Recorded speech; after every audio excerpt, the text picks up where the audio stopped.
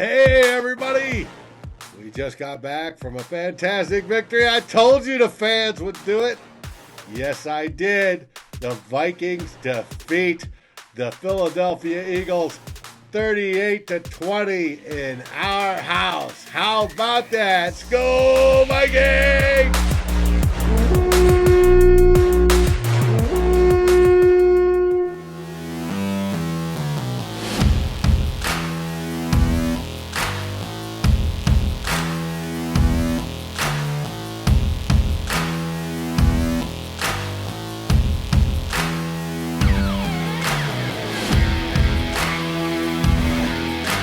Good Morning Gjallarhorn! Guess what?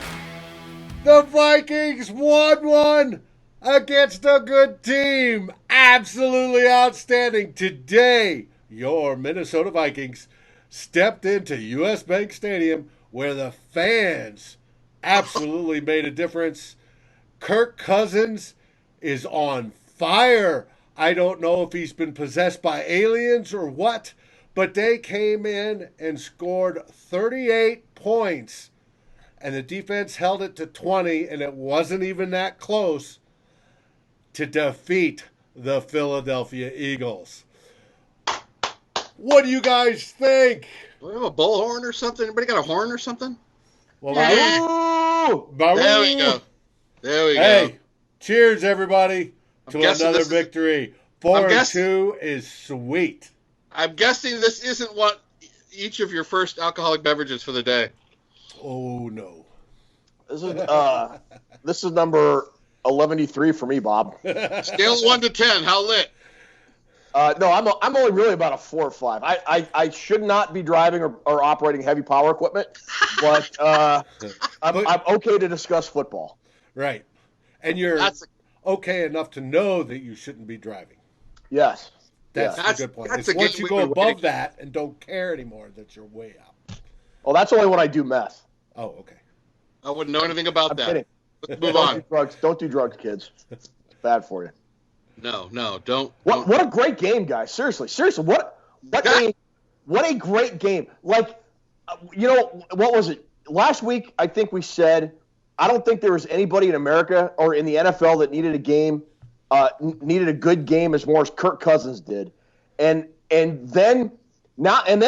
he has the good game, and everybody says, well, you still haven't beaten a good team. So now, not only do the Vikings beat a good team, not only do they beat a good team, they kicked the hell out of, other than Green Bay, the one team I wanted them to kick the hell out of, and that was Philly. And they took it to them, and then it got close, and we sort of had this, well, maybe here we go, and the Vikings completely took over again, and I loved it. It was sweet. Yeah, you know what? Kirk Cousins catches a lot of shit.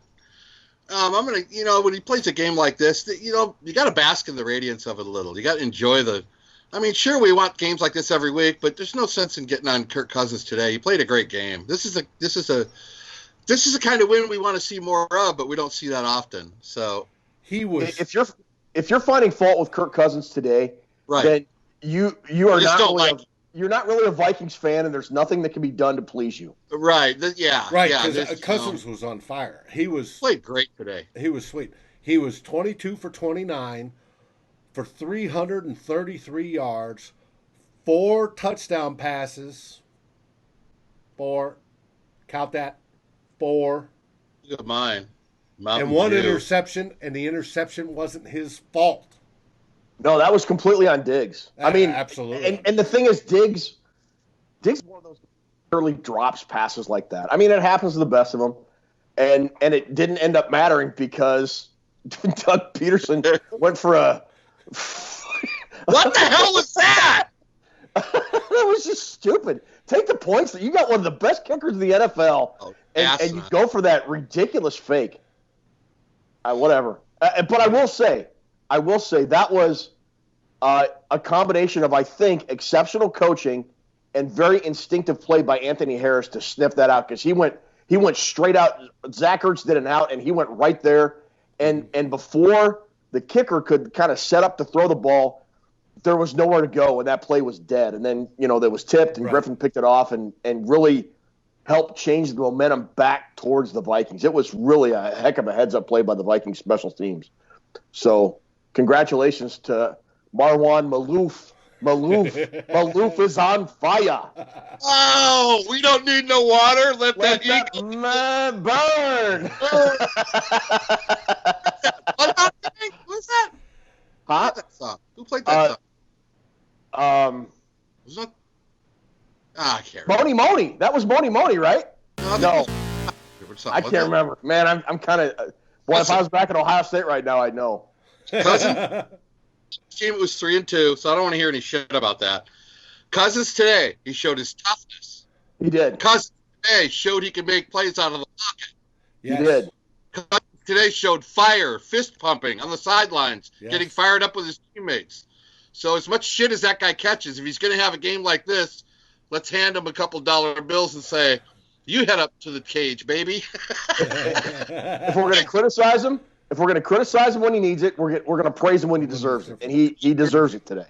He played a great game today. And, he did. Full praise. And I think we all said in a preview show, which you can see on the Climbing the Pocket Network and DailyNorseman.com, shameless plug. Absolutely. That it was going to be up to Kirk Cousins to be able to throw the ball because Philadelphia's run defense, Drew, I think you pointed out in our preview show that Philadelphia's run defense was first in the NFL coming into this game. And I think we all kind of thought the Vikings would be able to run somewhat, which they did. But at the end of the day, it was going to come down to Kirk Cousins making throws, and brother, did he. Yes, he did. Made some great throws today. Let's see how your guys' rushing prediction. You guys came out with 110 yards as a team. What did the Vikings end up with? I think you were pretty close. It's pretty close. But I think they had like 120. Let's see. Carry the 2, carry the 3. I think it was around 125 or something. It's 122. 122. We said if we ran for over 100, at least 100. I said 125 on the group post that we're going to be okay.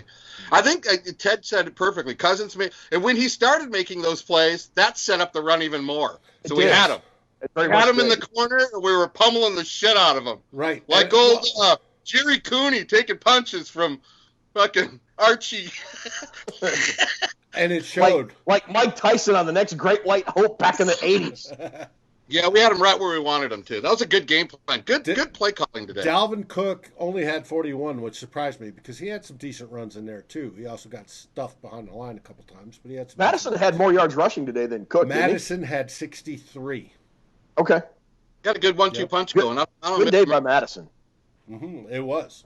And I don't know if you saw it. They cut to both of them on the sideline, and Mattison was talking to Cook and talking about, I did this with the shoulder and I did this juke and whatever, and Cook is smiling and laughing.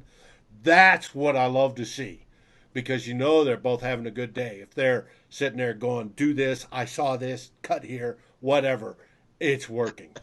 It's sweet. You know what made me crack up, guys? Probably more than any play I've seen in 5 years. When Diggs took that end around, it looked like a kid at school. He's like, oh, yeah. He's like, here with the fucking ball, faking people out and shit. Me and Ruby were cracking up, dude. When he did that, I tweeted out something to the effect, all I want to hear is Chris Berman's creation of this tweet. And then he goes with a whoop! And then he's got a guy in a whoop! And then there's a whoop! You know what? And then they showed the replay. He did this big jump up in the air and get this. No, he jumps up in the air and he does this big fake out. Fletcher Cox is like, I don't even give a fuck. I'm not going to tackle you. He didn't go for the fake because he didn't care. It was awesome. It was awesome. I rewound that one a few times because as much stressful football as we all have to live through, every once in a while you get a play that'll make you laugh, so you want to relive it, you know? Yeah. That was really nice. Great game all the way around. What'd you think of the defense? They gave up 20, which is above our Mendoza line limit, but they held and they kept them from getting back into the game when it looked like they were going to. Bend but don't break. That's what they do. I mean, you take away that running back's catches all day, then probably good shit. I would argue Eric Kendricks today had the best game of his career. Oh, he was rock. Single-handedly prevented the Eagles from either A, taking the lead, or B, letting them get back in it, and C, effectively ending any chance they had of a comeback. Did he not? Eric Kendricks had a fabulous game, dude. Fabulous game. Oh. Yes. That defender of the day. Yeah. Great game. It was a pretty wild game. 8 tackles, 2 assists, half a sack, and 1 tackle for a loss. But more than what the stats showed, he was involved everywhere. He's been everywhere this year for this defense in just about every single game. Like every time a really big play and a big moment is being made, Eric Kendricks is right there. He's having a hell of a year, guys. He really he's having a Pro Bowl year. If he keeps this pace up and does not go to the Pro Bowl, just get rid of the award. He made a couple tackles on screenplays where I think if he didn't make the tackle, the guy was going to run all the way to the end zone, dude. Mm-hmm. He made one. It's like, oh shit! If he wasn't there, one of those kind of plays. Oh man, if he wasn't there. The one where they did the screen to the right and they had the 3 bodies out there, and then Waynes took up one and Hughes took up one, and Kendricks faded out because he saw it, and then as soon as the ball was caught, he dove right in and smack made the tackle. That was beautiful. You can't play that spot any better. Drew Bunting, is that a Jim Kleinsasser jersey you are wearing? Yes, it is. That's a fantastic. That is a fantastic choice for game day attire, by the way. Since we had, I can't turn around. I'm too fat and old. Since we had such a tough win, that reminded me of a Jimmy K win right there. I did. I was looking at my jersey. I'm like, who going to wear for the show? Oh, this is a Jimmy K game. When you just plow over somebody. Uh-huh. Nice. You know what? When it went from 24-3 to 24-20, I was thinking, holy shit. Fucking Vikings. Here we go. I thought it was kind of a here we go again moment. I really did. They had all the momentum. They had everything. That drive when they punted down to our 11 and we took it down and got the touchdown to make it 31, that was the drive of the game. It was. And it was, I hearken back to 2017. We've said this before, that in 2017, when the Vikings absolutely needed to drive, when we criticized Kirk Cousins, we've said a lot of times the offense can't generate a drive when they absolutely need to. And on that moment, from their 11 or 12, they absolutely needed to. And Kirk Cousins and the offense went, 87, 88 yards for a touchdown. 88. It was officially from the 12. 88. It was from the 12. Okay, 88 yards. And they scored down, and that pretty much iced the game. And that we didn't see. I don't care. I can't remember. I don't care what you say, but I don't remember seeing that at all last year in a big game in a big moment. They had long drives, and they scored touchdowns on a long field. But last year, when the offense absolutely needed to drive the field and eat a bunch of clock and either come away with a field goal or score a touchdown, I just can't remember them doing it, and they did it today, and that was huge. And then that just kind of fed off to the defense, because I think, was it the next play when the Eagles started driving where Kendricks forced the fumble and the Vikings got the turnover? I don't remember I know the Eagles didn't score, right, but I can't remember if it was the Vikings forcing a turnover or not. I can't remember, because we stopped them on a lot of downs. We stopped them on downs. Yeah. I get mixed up on the drives. It's not until I look back at all the numbers. But last year's team, first down from the 12 on a drive you needed to eat the clock and gain some points. First, they would have lost 2 on the first down. Then they would have had a holding penalty, which would have been half the distance of the goal. Then it would have been 3rd down and a mile from their own 4. They would have ran it up the middle and punted. Yep. That's exactly what would happen. Or screen pass. Yeah. So that was we sometimes mentioned last year dagger drives, and there are such things as dagger drives. Mm-hmm. That took their will right out of it, because they had the momentum right there. It was a 1-score game back and forth. They stopped us right there. They're going to get a punt. They're going to get damn good field position. Yep. And Minnesota owned it after that. You're absolutely right. And I don't mean to keep harking back quite a few to times, Soldier Field, guys, but the play calling today, when you do those play action rollout up the seam to Irv Smith, it's just a thing of beauty. Where the hell was that in Chicago? Isn't it? Where was all that? Or the deep shots to Diggs. I mean, I'm starting to think after 2 wins in a row, after that Chicago debacle. Right. Something happened. They had a meeting and said, Fuck this. This is how we're doing it from now on. I don't know what went on in that locker room, but something, whether it was Thielen calling out the offense or I heard a good theory today that when Thielen was made his pointed criticisms about, look, you're going to have to be able to pass the ball at some point. I think it was Pat McAfee, the punter, that's got a podcast, is what I saw. I think he said, maybe it was Thielen calling out Mike Zimmer for his conservative play calling, whatever it was, and then Diggs's antics on Tuesday or Wednesday and Thursday, whatever it was. I'm beginning to think something went on in that locker room, and it might have been like a Festivus airing of grievances in October or whatever. But that sounds like a Yes album. Festival Grievances of October. I love it. Friends. It's a Friends reference. Festivus. Yes. Festivus for the best. You've never seen Friends? I don't watch Friends. Really? What are you, communist? I have paused it on Aniston a few times, but I've never watched the show all the way through. Something happened, and there's been a shift either in Kirk Cousins or the Vikings or both. And this team is playing differently now. They're playing a lot more aggressive on offense. Yes. And today, from last week, the key word is aggressive. And they were aggressive virtually the whole game, except for right after starting the second half when they came out drowsy. Like they ate a bunch of carbohydrates and were in hound dog syndrome. But once they got over that, it was aggressive in the first half, and it was aggressive in most of the second half. I feel like a pot full of Mountain Dew up here. Mountain Dews are weak. You guys have like alcohol, carbohydrates, you say? And I'm holding up the Mountain Dew. Come on, man. I agree with Ted. I think something happened. I think something happened with Stefanski too. I think they all sat Kubiak down and said, "You know what? We tried your shit your way. Let's let Stefanski do some shit that he wants to do." Well, I don't know. It just seemed. And it could be. We are not conservative, dude. We were laying it out today. We were in our own territory, throwing out patterns and shit. We didn't care. And it worked. See, that's the thing. You've got. I mean, the one throw I think just kind of it sort of set the tone for the game. It might have been the Vikings' first drive. Cousins hit Thielen on an in route, about 15 or 18 yards. I can't remember exactly how much it was, but it was for a first down, and it was a throw that maybe against the Bears he doesn't make because it was a really narrow window, and he just had to trust Thielen to catch the ball, and Thielen did, and it moved the chains, and it was like, here we go.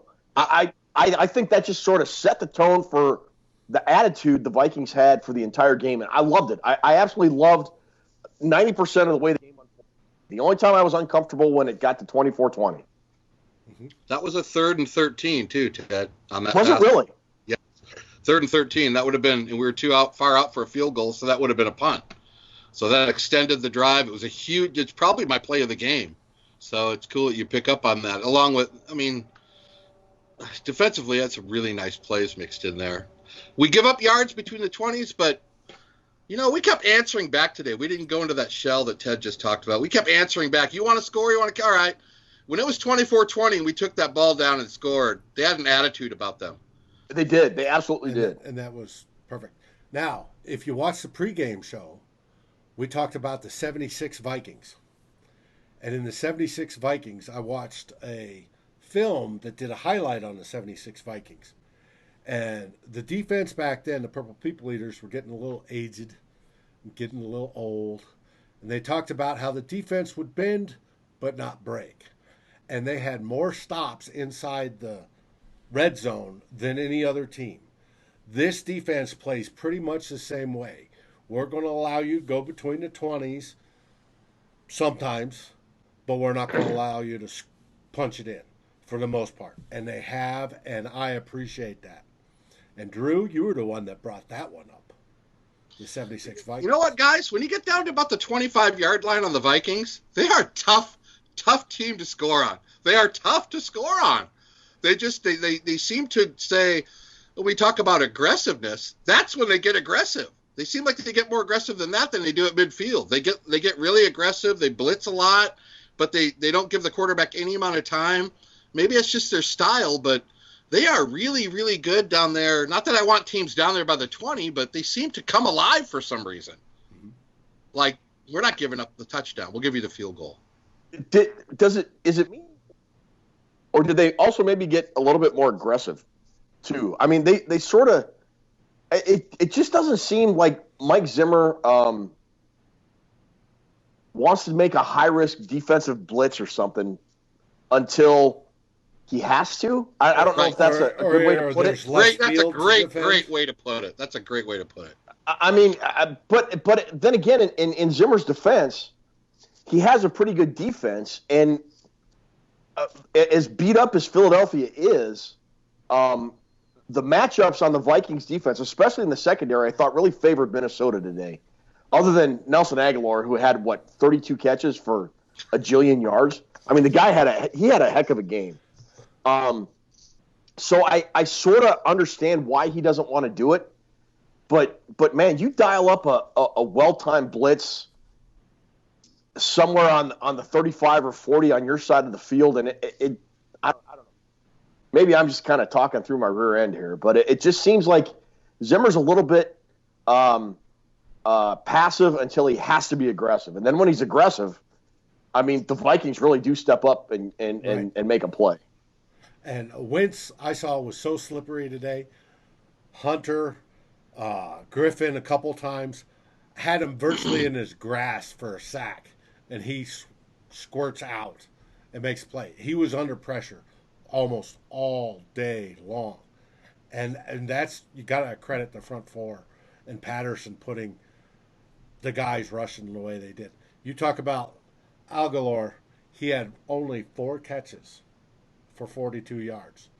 Their biggest receiver was Alshon Jeffrey, 10 receptions for 76. Oh, it was Jeffrey, my bad. Not Aguilar, Jeffrey, whatever. Tomato. Well, every week we give up something. Remember the Waller guy had 13 catches on the Raiders? Every week there's going to be somebody, but I'm get down to about 25, get down to about our 30, 25-yard line. That's when what is it? The rubber hits the road? Is that? Yeah. That's when you're always talking a difference of 4 points. And if a team goes down 3 times and kicks 3 field goals, I'm no mathematician. You figure it out. That's a difference of a lot of points to me. But there may have been a lot of receptions, but there wasn't a lot of touchdowns scored. I thought the defensive backs for the Minnesota Vikings played rather well, especially Trey Waynes, because it looked like Trey Waynes was being picked on all day. And I thought Waynes had a great game too. Maybe Dave and I are stupid, but I thought for the most part, I think he only got beat once. He was there. Now, what I did appreciate was the officiating.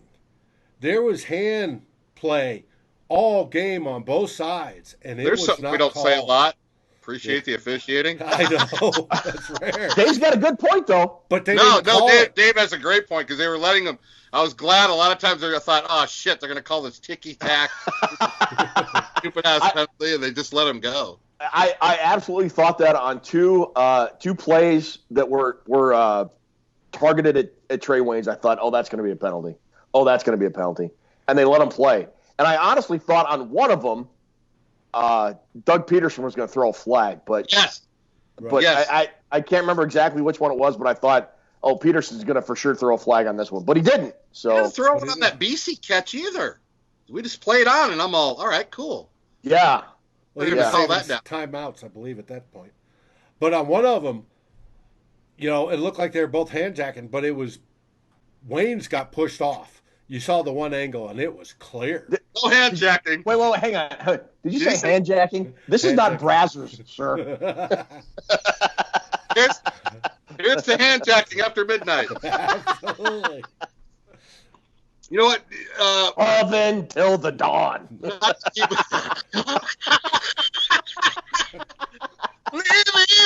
after midnight. Something has happened the last 2 weeks. The Vikings they've kind of taken the caution card and torn it up. They look like a different team with a different attitude. And I forgot what they put up last week, but they got 38 this week, and they should have kicked the field goal at the end to make it 41. But they had 38 this week. I don't know what they have last week. 28. I mean, this team's starting to get on this roll. I just don't want them to go back to something happened after that Chicago game. I'm with Ted. Something happened. Magic ball. They had a wizard. They had a strip show. I don't know what happened. Boat cruise. It looked different defensively. Cousins went to a Filipino hooker house. I don't know, whatever. But get this. This is how it looked different. They took the lead on that Diggs touchdown to make it 14-3. I think it was 14-3. The first bomb you're talking about, right? First bomb. Then they kicked off. Eagles had I think they got one first down, then they had to punt. Or they went 3 and out, and then they had to punt. Right after that, the first play after the punt, we went play action rollout and hit Diggs again. Went bomb to bomb.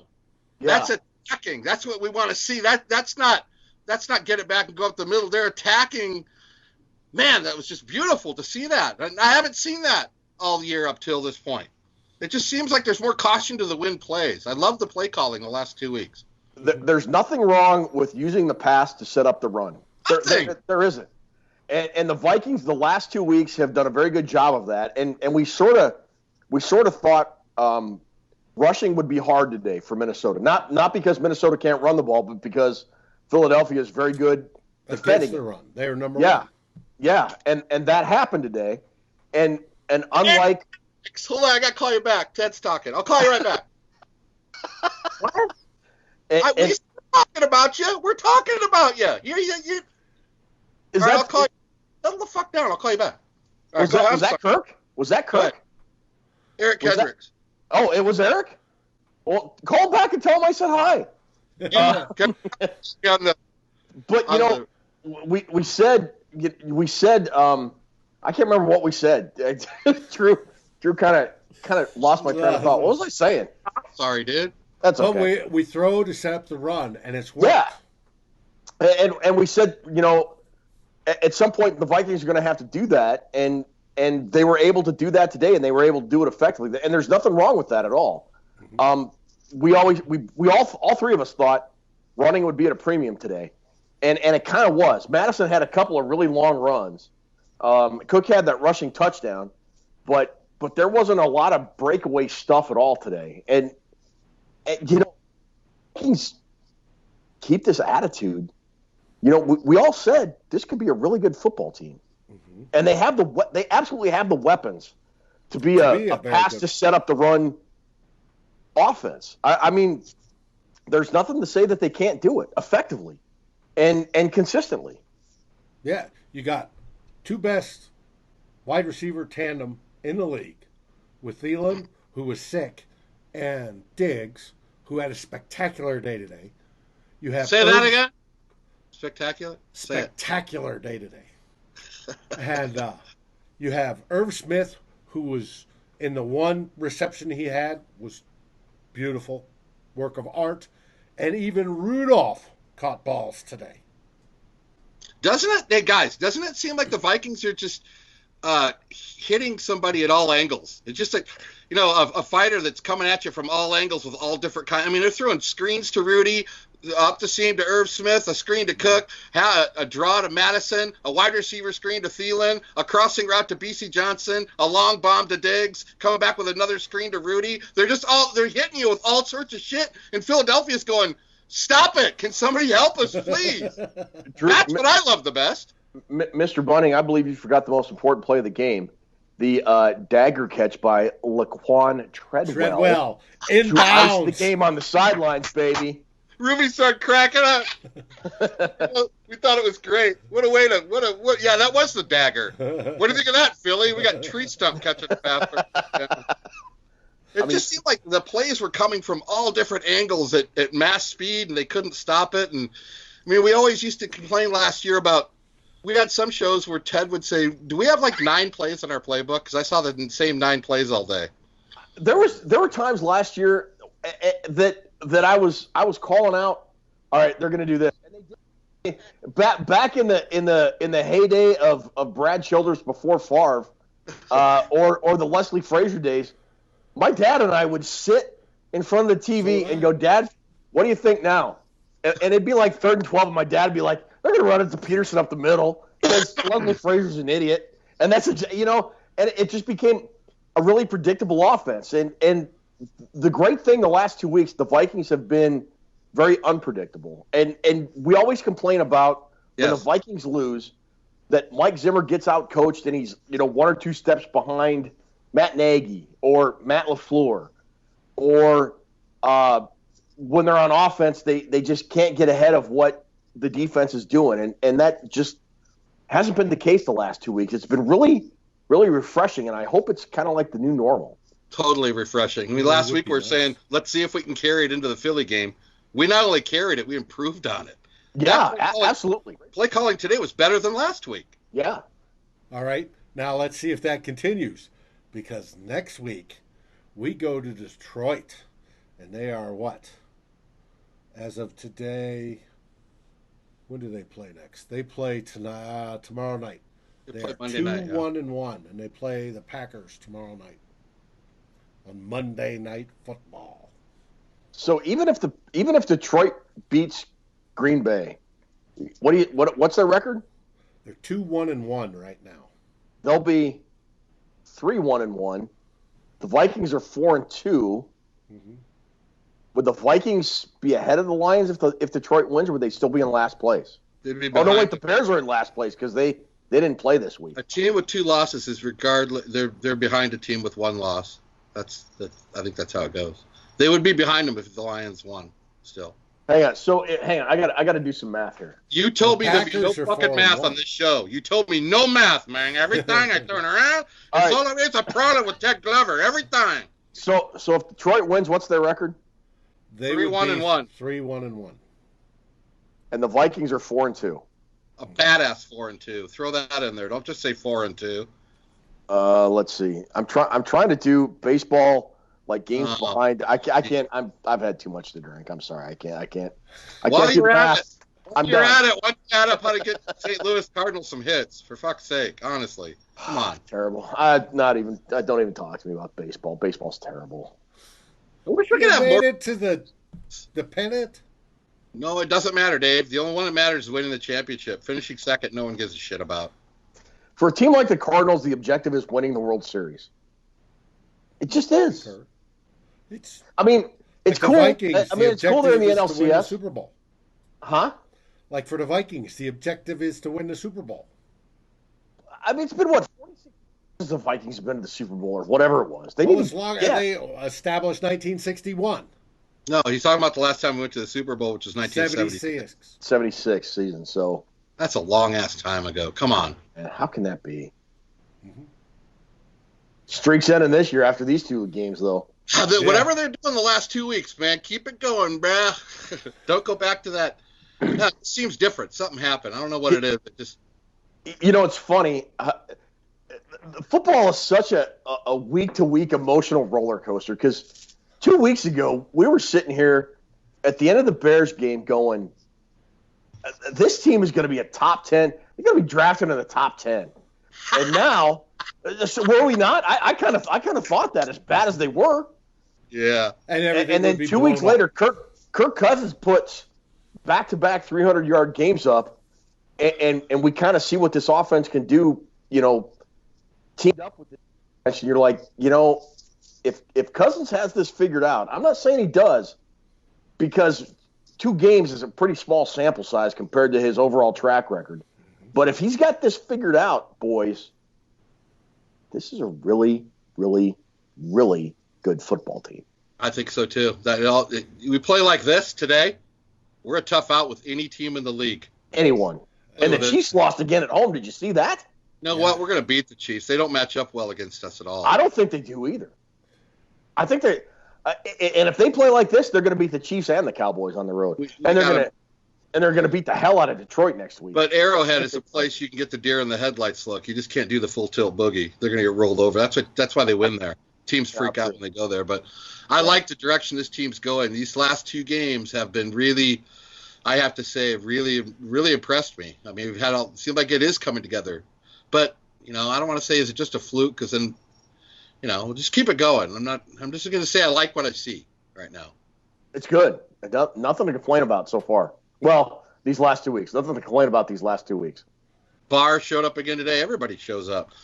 For what I thought we were going to get to Wentz more. He's pretty good out of the pocket. He made a lot of plays out of the pocket, but seemed like we let him out of the pocket a few times too. Well, he was slippery.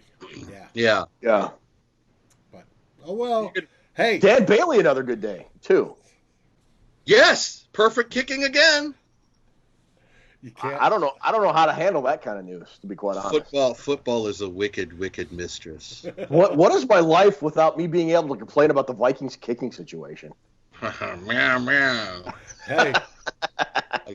Yeah. Well, Cook had one bad punt, and then he had one good punt. So he had his first bad punt. If punting is the one thing we're going to sit here and criticize, it's been a pretty good day, boys. It's been this game had a lot to it. We've seen a lot of offensive action, and then the Vikings didn't just completely roll. They had the momentum taken from them. They had a spot in this game where they gave up from 24-3 to 24-20. That was a good test, like Ted talked about earlier. Are we going to lose the lead? Are we going to completely fall apart? Are we going to melt down and lose this game? And we didn't. They marched back. They didn't just hold on. When they marched back, they took back all the momentum they had in the first half. They took it all back. They built up the lead to 18 again. It was down to 4, and they built it up to 18. Yeah. So let's keep it rolling. I'm looking forward to kicking the Lions' ass. In Ford Field. I don't care if it's it's inside on turf. We're designed for inside on turf. Dude, Dave's got that grin going, that beer grin. Hey, it just happens. All right. As we move into this week. George Kittle. Dave, you look like a berserker. Just got told you got to defend a bridge, brother. Hey, I'll pull off. Let's go. It looks like Charlie Daniels after that stripper was tickling his chin with a feather. All right, as we move into this victory week. Yeah. You got words, Drew? I want to see Susan Sarandon so I can say, meow, meow. Where is she? What up, girl? Nice win, guys. Great win. Ted, any last words? I'll meet you all in Miami, homeboys. Let's go. Super Bowl. Skol Vikings! We want another one. Let's keep it going. Thanks for watching. Badass 4-2, not just 4.